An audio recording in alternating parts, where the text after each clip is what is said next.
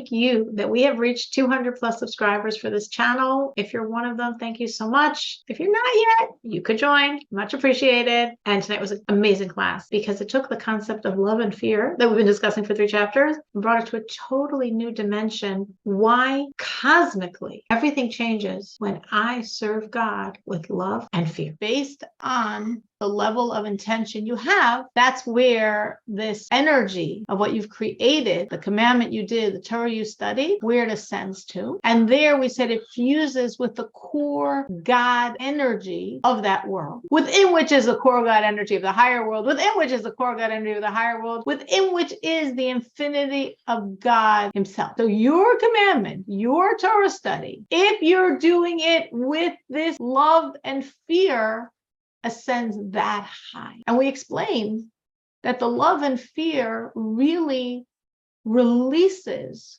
the spiritual energy in what you're doing.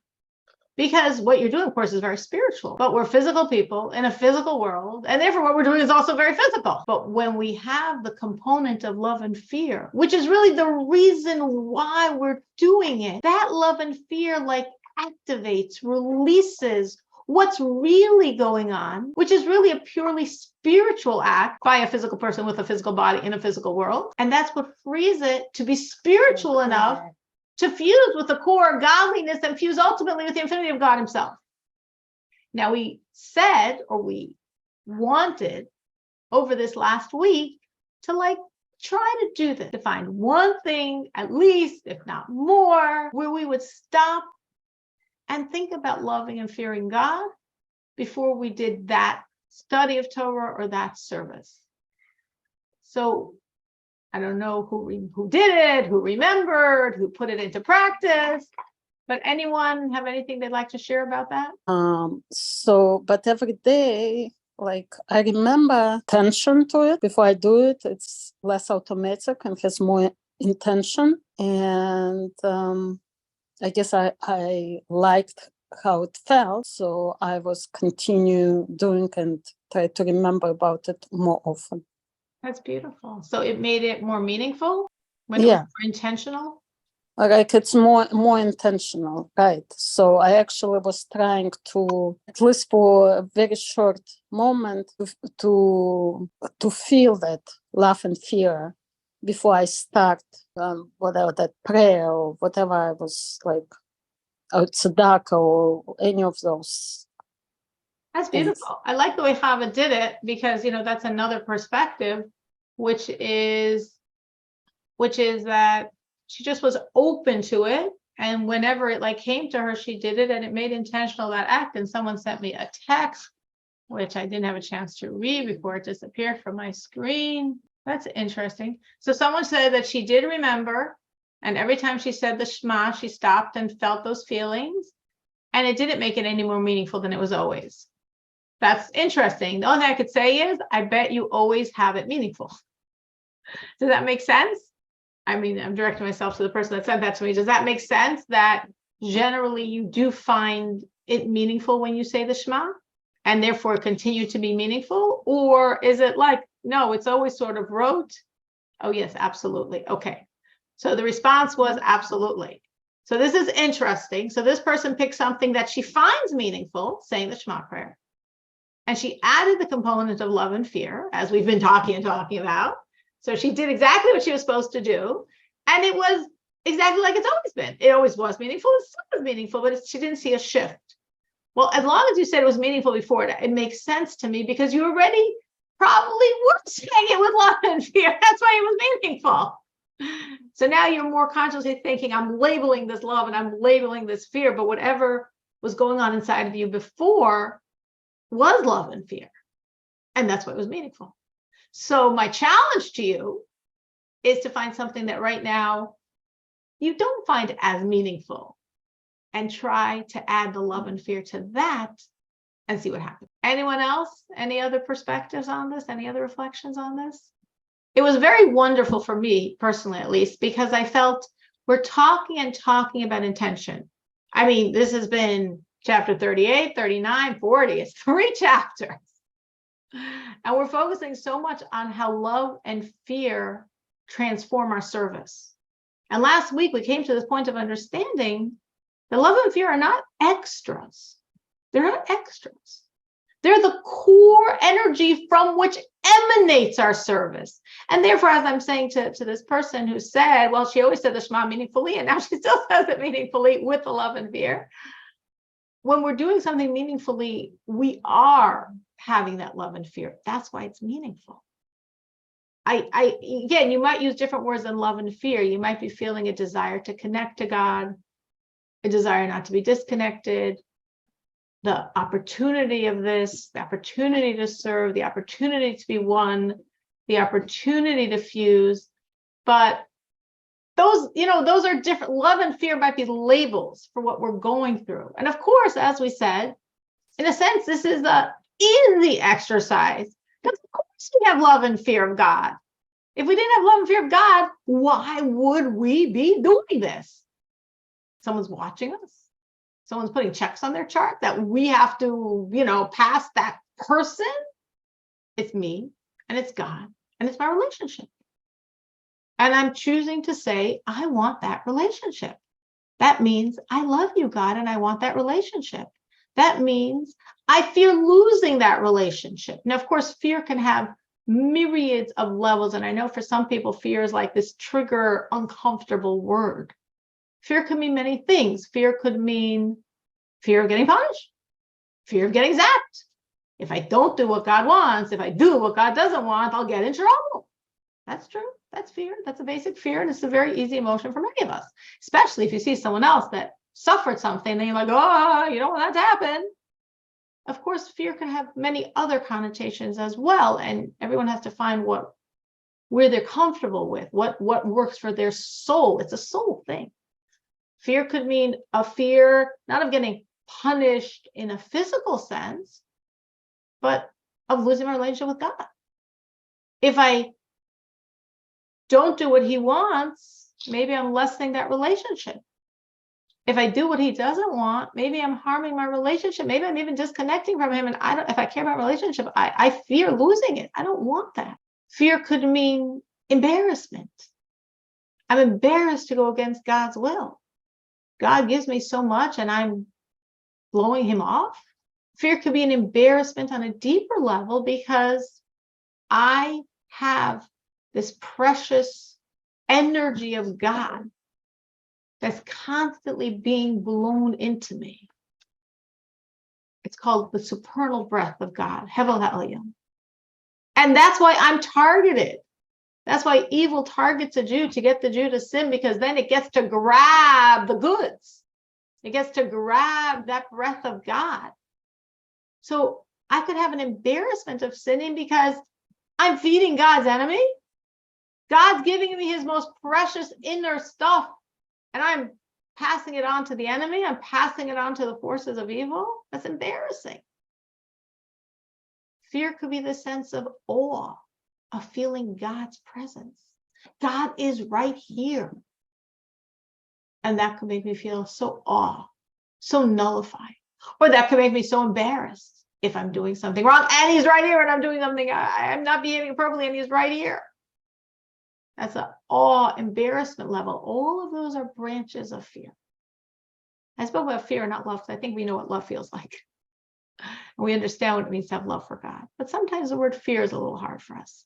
But truly, every time we do the right, every time we hold back from doing the wrong, we do have inside of us love and fear.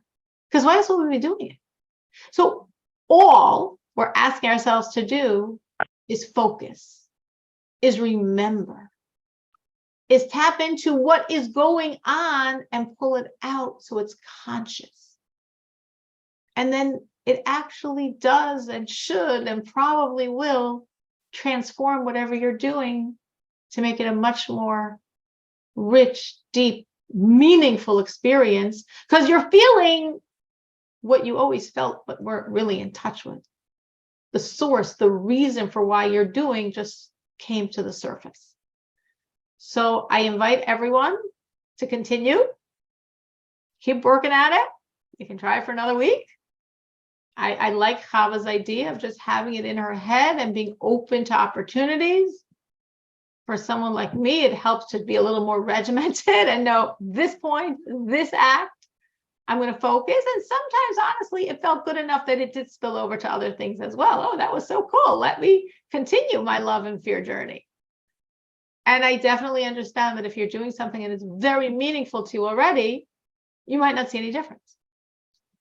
But when we're doing things that we don't focus on as much and we maybe became a little rote, we do it a little fast, we're a little rushed, we're a little hurried, and we are not focusing on why we're doing what we're doing.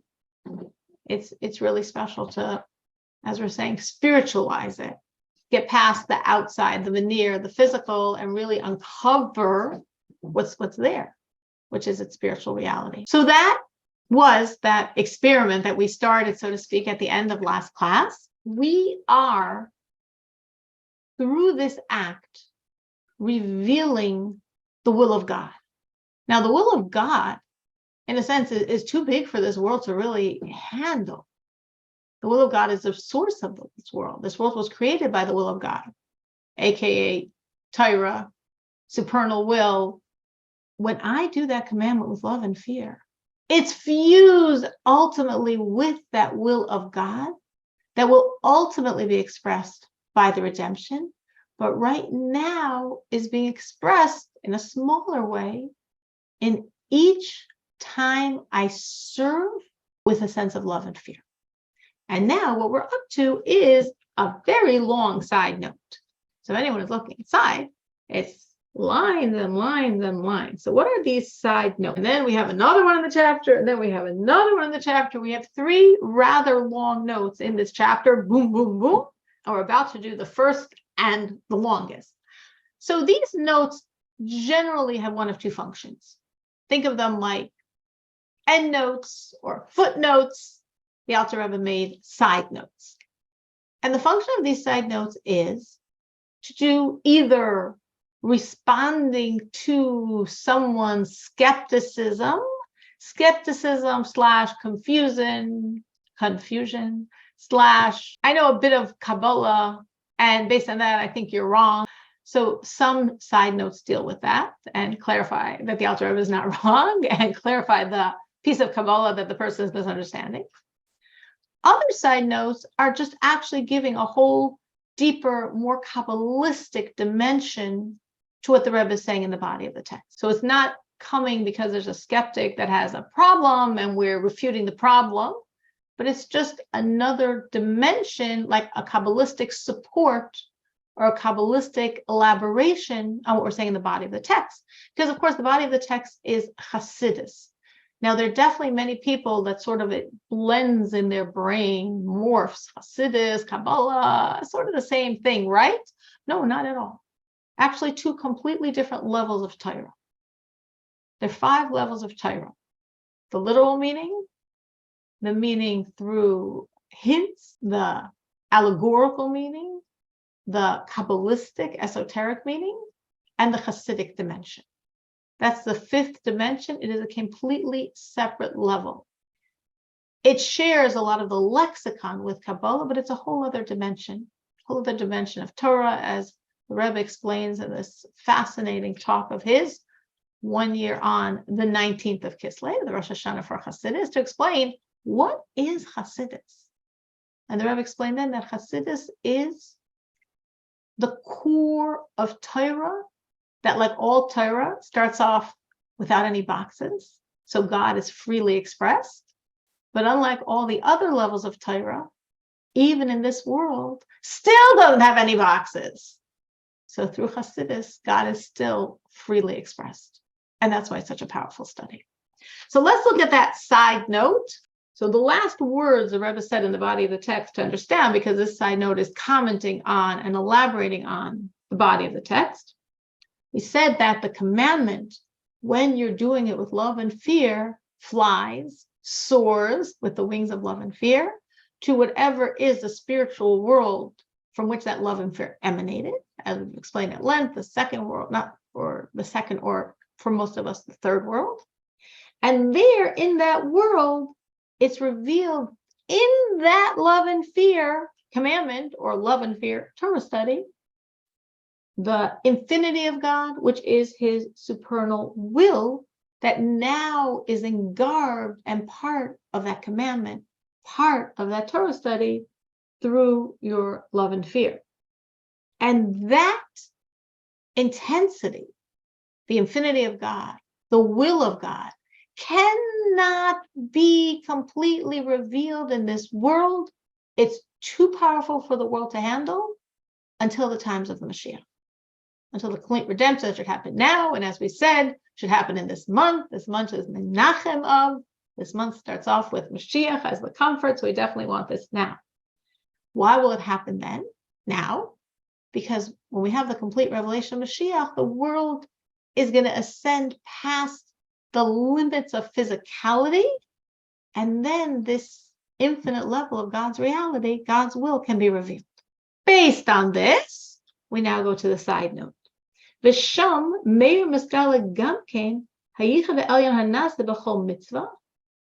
And there also, in this world, when we have this fusion of the commandment done with love and fear, or the prayer done with love and fear, or the Torah study done with love and fear, we have a fusion, a yichud, a oneness that's happening with the commandment, with the Torah study, and with God, with the will and infinity of God.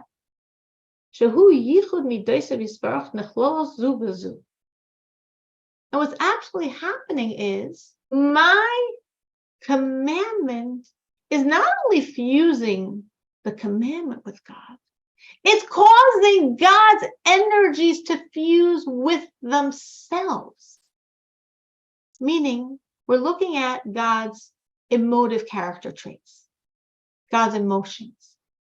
And he has, like on the right and on the left, kindness and judgment.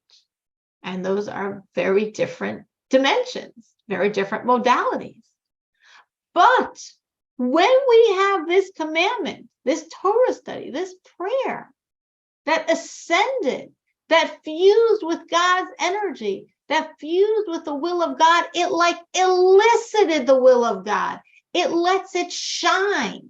And when it shines, all of the dimensions of God's energy, what we call the spheros, the attributes of God, they all become fused with each other.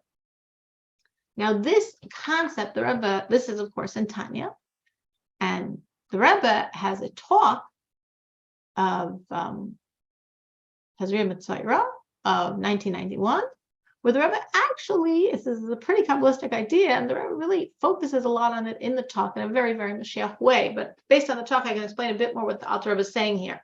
We have, as we said, and we're just going to make it very simple, like half of God's attributes are on the right side, the right meaning the kindness, the love, the beneficence, the giving, and then we have the other half on the left side, the judgment, the withdrawal, the holding back, all that stuff. And it's sort of like this or this, which is going to reign supreme? Are we going to have God's kindness? That's what we want. Or are we going to have God's judgment? That's not what we're looking for. What we need is a fusion of both of these energies. What creates this fusion? What creates this fusion is when a higher dimension of God is revealed. And when that higher dimension is expressed, the lower dimensions all sort of crumble and get together and become one. If you would think metaphorically, let's say you work, and at work, you and another team member are on a project, and you have sort of very different visions, and it's not really getting so cohesively done. It's a little bit confrontational. And suddenly the big boss walks in as the two of you are working.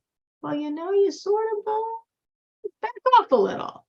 You get more soft and more nullified, and you're not so full of self in the presence of your superior. So then you can work together. That, of course, is just a parable, a poor parable. But to get a grip on what we're saying here, that by God, he has all of these dimensions, and they're very strong, and they're very powerful, and they could be very conflicting. God doesn't want them to conflict. He wants them to all work together. How can they work together? When a higher dimension is elicited, and in the presence of that higher dimension, the lower dimensions fuse, morph together, merge. In the Kabbalistic language, that higher dimension is called actually the crown of God, within which is God's will. So here the Alter Rebbe is talking about the will of God, but the will of God is embedded in what we call the crown of God. When we elicit God's will, because God's will is embedded in what we're doing, so it comes out when what we did, which contains God's will, ascends and fuses with God, then all these lower dimensions of God are nullified in the presence of this higher dimension, in the presence of a revelation of the will of God, and they all merge together. They're nullified to become one in the presence of this higher dimension. Let me review the sentence I just said, because it was a very important sentence. And I had mentioned at the end of last class also, but I don't think I really developed it. Every time we serve God, God's will is there. Meaning, whenever anything you do that God wants, why are you doing it? Because God wants it. Okay, so if you're keeping kosher, it's because God wants it. If you have a box on your doorpost, it's because God wants it. If you say words before you eat and after you use the bathroom, and prayers in the morning and the afternoon and the evening and psalms in between, it's because God wants it. So any service of ours always is an expression of the will of God. So now that we are serving with love and fear, and that love and fear, which of course is really the reason why I'm serving, because why else would I be serving? That love and fear, we said, spiritualizes what we're doing, which meant that we're physical people in a physical world. So what we do is also physical, but within it, it's really not. It's incognito physical. Within it, it's a pure expression of the will of God. So when I'm focused on my love and fear, which are very spiritual energies, it's uncovering the spiritual reality, which is the truth of this service. And what is that spiritual reality? God's will. No matter what service you're doing, the overarching is this is the will of God. If you ever want just an overarching intention that you could use for every single thing you do when you serve God, you can always use this one. God, this is your will. You could modify that and personalize that. God, this is your will, and I want to do your will. God, this is your will, and I want to connect you through your will. God, this is your will, and I know you'd like your will to be expressed. But however you're going to phrase it in your brain, whatever you're doing is the will of God. So when we love and fear, it uncovers what's really going on here, which is God's will. And it ascends, it soars on those wings of love and fear. And then we said, it gets to the core godliness of the world. And within that core godliness, it fuses to a deeper level, until it gets to the core energy of God himself, the infinity of God, which is expressed in his will. So I have like the big will of God fusing with my little flame, my expression of the will of God. And the two converge. And it's like, whoa. So now, because of that, it's actually revealing out there, God's will. My little commandment, service, prayer, psalm, blessing is God's will, revealed through my love and fear. So it's like the magnet fusing with the enormity of God's will and allowing that will to shine. When that will shines, all of the other lower dimensions of God are like, ooh, you're so nullified. Because God's will, which is higher than all of them, again, God's will is within the crown of God. That's higher than the 10 dimensions. So all of those 10 dimensions, how God normally operates in a world, all are nullified in the presence of what's bigger than all of them, the boss of all of them, the will of God, the crown. Now, why is this practically very significant to us? So as the Rebbe will explain, we said half of God's attributes are on the side of kindness and love, and like half are on the side of judgment. We want the love. When they nullify, they become like one energy, with the love being dominant. So before, well, there's God's kindness to us, there's God's compassion, God's beneficence, there's God's judgment and God's withdrawal, but now they all became one because they were all nullified in the presence of this shining crown, God's will, that was elicited because I sent up a little piece of God's will to elicit the hugeness and vastness of God's will. And in that presence, all of God's energies fuse and blend and become one, and the judgments are sweetened, that's the Kabbalistic term for it, are sweetened by the kindnesses. So before I did that commandment, maybe there were some judgments out there, and hopefully there was some kindness out there. But when I sent up my commandment, fueled by my love and fear, that revealed what was really going on in my kind action, which was God's will, which then elicited the God will energy above, and that God will energy is shining. Now all of God's energies have become one, and the kindnesses, which are on the right side, are dominating and sweetening anything on the left side. So all that now is emerging to us from God is God's kindness.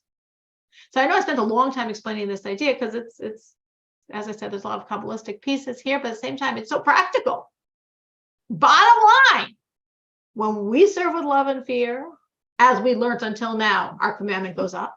As we learned until now, our commandment fuses with the core energy of God down to the very intensity of God's essence and being, which we just discussed last week is God's will. And now we're adding. And when that will is shining, it affects God's energies and makes them all kindness, which of course is what we want. So if you wanted another motivation to serve with love and fear, the Alter Rebbe just gave you one.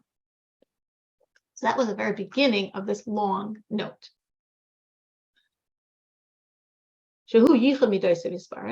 So we have now, as I just explained, why? Because of the enormity of the crown of God, the will of God shining, everything else becomes nullified. So we have now this fusion of all the emotive traits of God, that they all become comprised, one within the other. They all fuse, one within the other.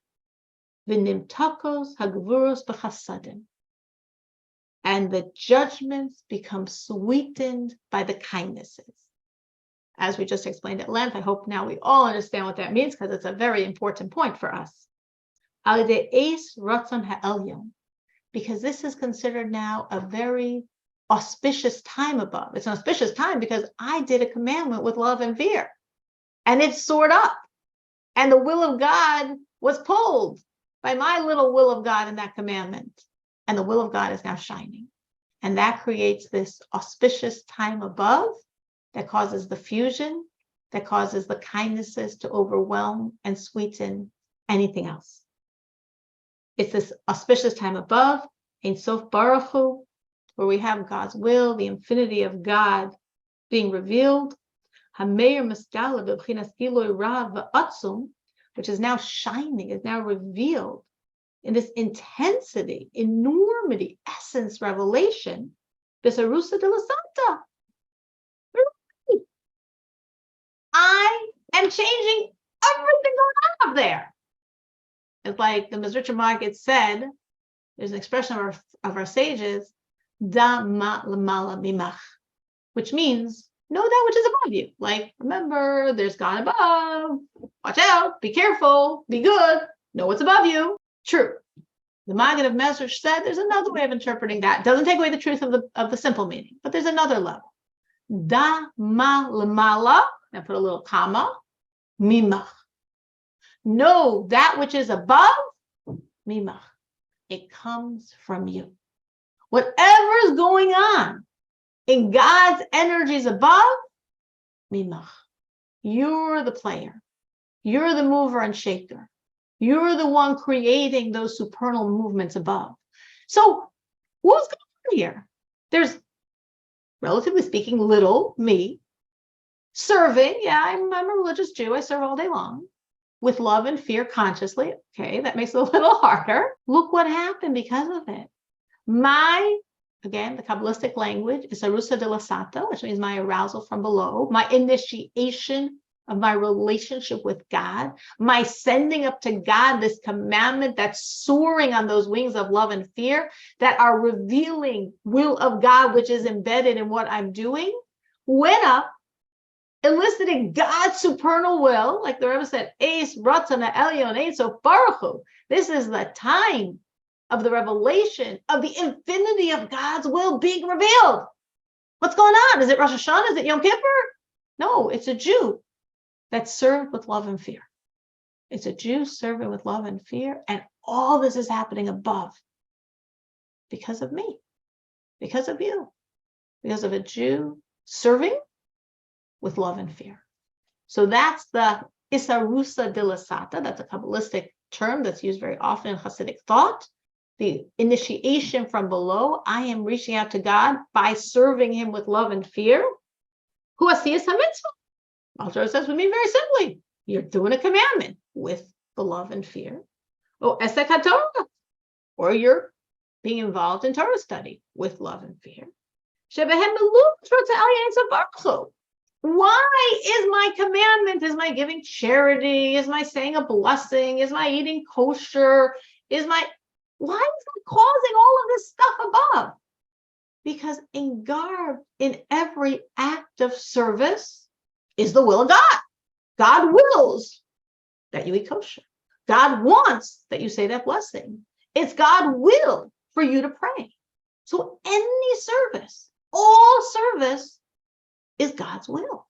And my love and fear reveal what's going on inside my action, reveals my expression of the will of God. So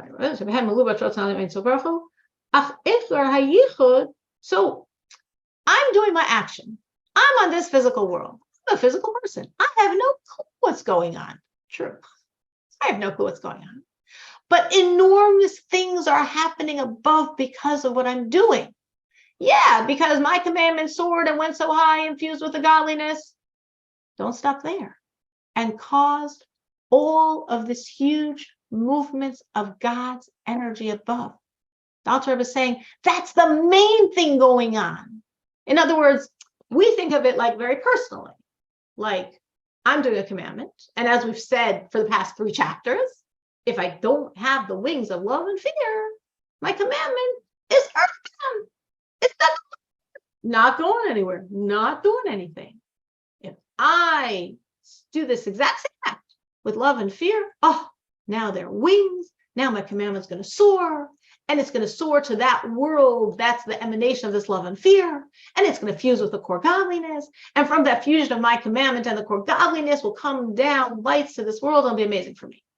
So we thought of it sort of small. Me, my reality, my issues, my needs. That's often, of course, how we think. And it's true. If I do the command without love and fear, it is stuck here on planet Earth. We learned when you actually do it with love and fear, all those earthbound ones are attached and they all fly up. So there's hope for all of us. But again, it was a very personal thing. It was a very me thing. My commandment is stuck. My commandment soars. My commandment fuses. My commandment now draws down energy to me because of this fusion. The Rebbe is saying that's all true. The Rebbe is not knocking what he said for 3 chapters. But the Rebbe is saying, but understand there's something far bigger going on as well. Something far more important. Because it's not only you. We're actually causing a change cosmically. Because the very energies of God are shifting because little you served God with love and fear. It's that important. It has that much ability, not just for ourselves to benefit, as of course we've been saying for these 3 chapters, but to actually shift God's energies, which means for however long it lasts, the only flow from God is kindness. Because all of the judgments were sweetened when they melded with the kindness because of that action you sent up to God, because of that magnet for God's will that allowed above God's will to shine. So therefore, the Alter Rebbe is saying here,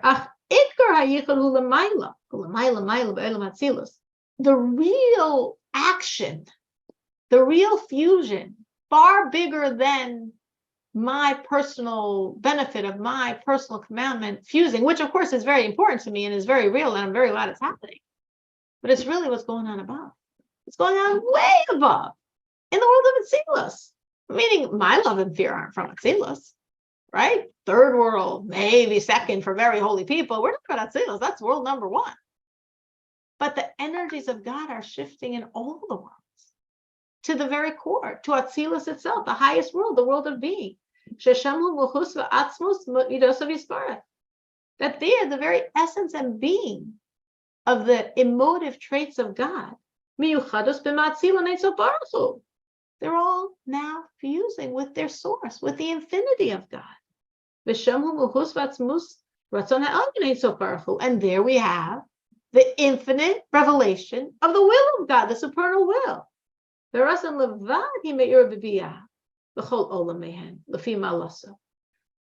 all the lower worlds, meaning the next three spiritual worlds called Bria, Yetzirah, and Asiya, the world of creation, the world of formation, the world of action, and of course, even lower in our physical manifestation of the spiritual fourth world of Asiya, of action. In all those other worlds, it's rays, it's the glow, it's the shine, it's the light.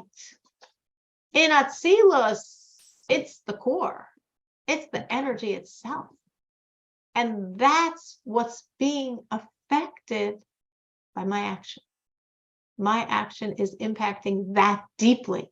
Not because, wow, I'm such an amazing person, I never realized how amazing I am, but because this is how God set up his world. He made himself that vulnerable to us.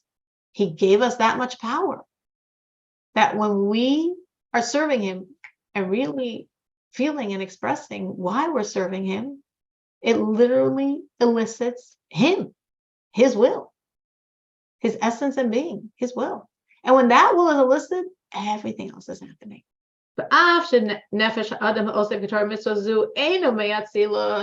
And we could say, whoa, how is this even possible? Like, it's amazing what the Rebbe is saying, but how in the world does it work?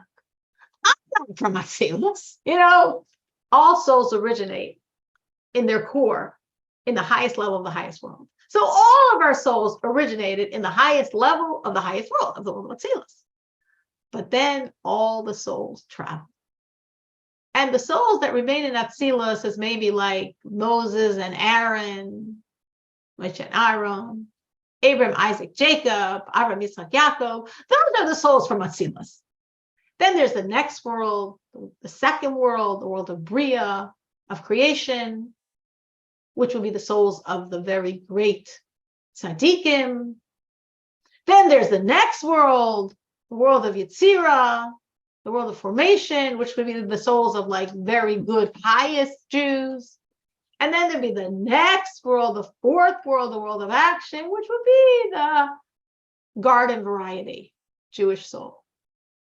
So everybody can decide where they're going to put themselves, but we're probably not putting ourselves in world 1 or 2 for that matter.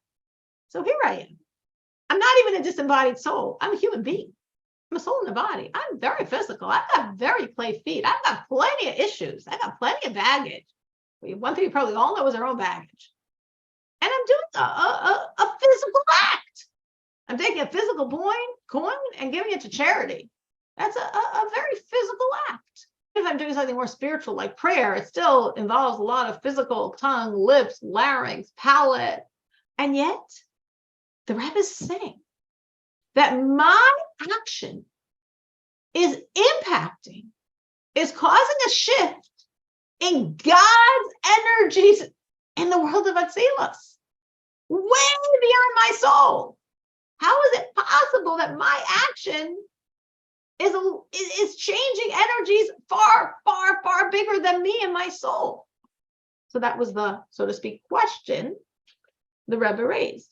I mean, the Rebbe said the statement. Mikol makom, nevertheless, Hare Ratzon Ha'elyon, but the supernal will, Hamalupish b'mitzvah zu, is engarbed in this little commandment of little you. V'hu atmo hadvar halacha v'atara she'aisik ba. It's what you're doing. Whatever that law is that you're engaged in, whatever that Torah is that you're engaged in. Hu elokos. You're little, but it's huge. It's pure godliness, pure God. For Ein Sof, Hamatzah Baruch Hu. It's actually links back to the infinity of God Himself. Shehu B'Rtzono Echad, and He and His will are one. U'B'Rtzono Yisbarach Hatzil Midayso HaMiyuchados Bo Yisbarach. And from the will of God emerged all of these God energies, all of these emotives, emotional aspects, the spheros, the divine attributes of God Himself. So the Rebbe is saying, again, the answer might be obvious to you or might not, but it's a very important point. The Rebbe is saying, it's small. I get that. But what you're doing is huge. Why is it so huge? Because God set up a world that He allowed small us, small not only in body, I mean, relatively speaking, in soul. Who are we? What are we? Obviously, some people are very big, but not necessarily are we so big. It says it doesn't make a difference. You're a Jew. You're a soul in a body. You have a commandment. You do your commandment. That's will of God.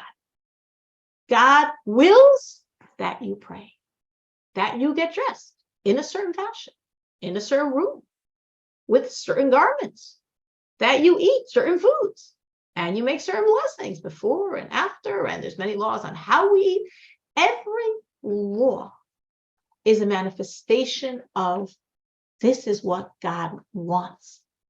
The laws are actually reflecting God's emotions. We might not think of law as emotion. Law to us might be very dry, legalistic. You know, even in Judaism, okay, so I got to do it like this and not here and not there and not this. And all the laws to make it exactly precisely fit in that little box that God created. But that's all those laws, all those boxes, all those lines are really God's emotions. I want it like this. I don't want it like that. This is my will, my wanting, what I love, what I despise. It's all about God's emotions. So we might be small, but what we're doing is huge.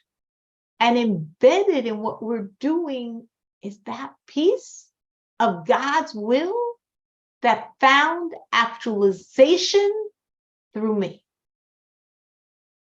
And when that piece ascends, it's the trigger. It's eliciting the whole energy that it comes from, the supernal will of God. And that supernal will, as I'm saying, as Dr. Rebbe is saying, is the source of all of the emotions. All emotions are the will. What I'm willing is what I'm loving. What I'm willing is to keep from what I don't love and don't want. And it's all about my likes and my dislikes, my feelings, my emotions, my will. So obviously, the will, if it's the source of the emotions, when the will is expressed, the emotions are nullified. And then they fuse. And then the right side overwhelms, sweetens the left side. Cosmically. In a world far bigger than my soul is now, in the world of Atzilus, but coming because of my action, however small it was, but it was done with love and fear. And that's why it's making all this difference. And through the revelation of the will of God, meaning through your action done with love and fear, because embedded in that action is will of God, which is now revealed when you love and fear, through the engagement, the involvement in the Torah study and the commandment, all of these emotions of God become comprised and fused within each other. And the severities, the judgments, become sweetened by the kindnesses, in this very special time of God's will. God's will is shining, it's a good time. And if it's a good time, the kindness side overwhelms the judgment side. Now, again, the judgment side here, we don't mean, God forbid, evil. Nothing's evil here. This is like world of Atzilus stuff. This is all dimensions of God stuff. But within the dimensions of God, there's kindness and judgment. And we prefer the kindness. So in this Ace Ratzon, it's interesting, almost, it's not like a play on words, but if you think about what the words mean, an Ace Ratzon means like an auspicious time. Ooh, this is a really good time for so-and-so, whatever the situation is, it's an Ace Ratzon. Literally, Ace Ratzon means it's the time of God's will. Ace Ratzon, it's the time of the will. So this is literally an Ace Ratzon because it's an Ace Ratzon. It's a good, auspicious time because it's a time when the will of God is shining. Because what I did was with love and fear. So all of that, everything I just explained, everything I just read was one long side note, Haggah, deepening and amplifying and bringing in a Kabbalistic dimension, but so powerful, such a powerful motivator for us to realize it's not like, okay, I want to be a little holier, I'll do it with some love and fear. I want to have something to talk about next week. It's like, look what we're accomplishing by our love and fear. Look how much power God is allowing to happen through us. So it is definitely late. Thank you for everyone that stayed on. Of course, we already in the beginning spoke about Mashiach and shared the stories. So we did that already. But I just felt this was so powerful and definitely didn't want to stop in the middle of this. If people could think now, again, going back to what Chava said, of just deciding you're going to be focused, or like I did it, or another person just thinking of something very specific that I highly recommend or think it's a wonderful idea. If people can really commit to themselves, something they're going to do this week with love and fear. Hopefully something that happens on a daily basis. Now that you understand on a whole deeper dimension how impactful it is for all of creation when we serve God with love and fear. I won't say anymore because I know it's